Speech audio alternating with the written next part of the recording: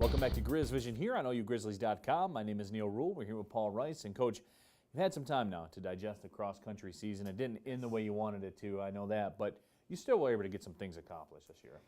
Yeah, we had we have a lot of youth, and with that comes some inconsistency and some uncertainty, and we had some things that didn't go our way late in the season. We had a few injuries, a few illnesses, and we started strong in the fall, and we just couldn't finish it as strong as we were early to the middle part of the season.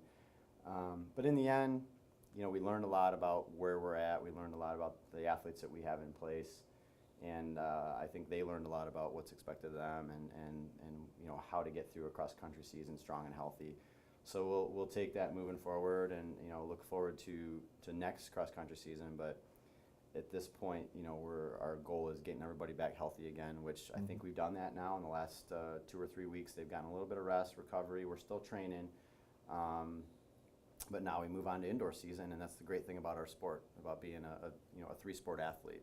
You have cross-country season, and if it doesn't go the way you hoped it would, you go right into indoor season and you kind of get a fresh start.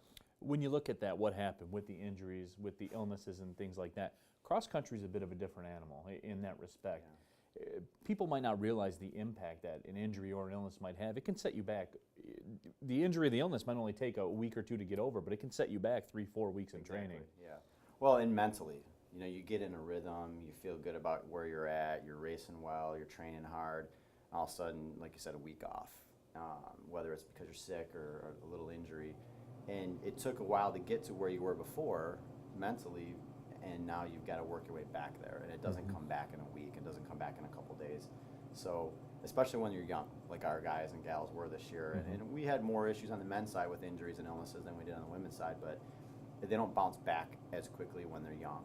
And they'll learn from that experience. But yeah, you're right. I mean, it can go away quick, and it can take a while to come back.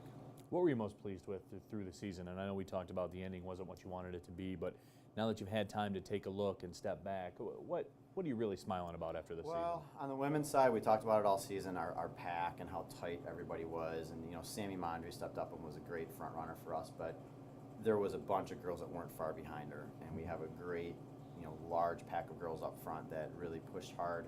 They were interchangeable, and that's great for the future because they're all coming back.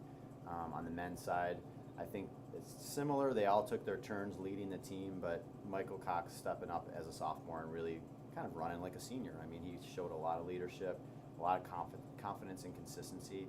And, you look at the Horizon League Championships, yeah, it didn't go the way we wanted, but we had the Freshman of the Year on the men's side, and we had Mike also was all league, and then we had 2 girls make all league. So we had some great things come from that, and we need to build on it. But I think overall, knowing that our young athletes are still very confident and they're excited to be at Oakland, they're excited about our program, and they're fired up to get on the indoor track now. Well, the pieces certainly seem to be in shape for the future. We appreciate the time, Coach. Thank you very much. Appreciate it.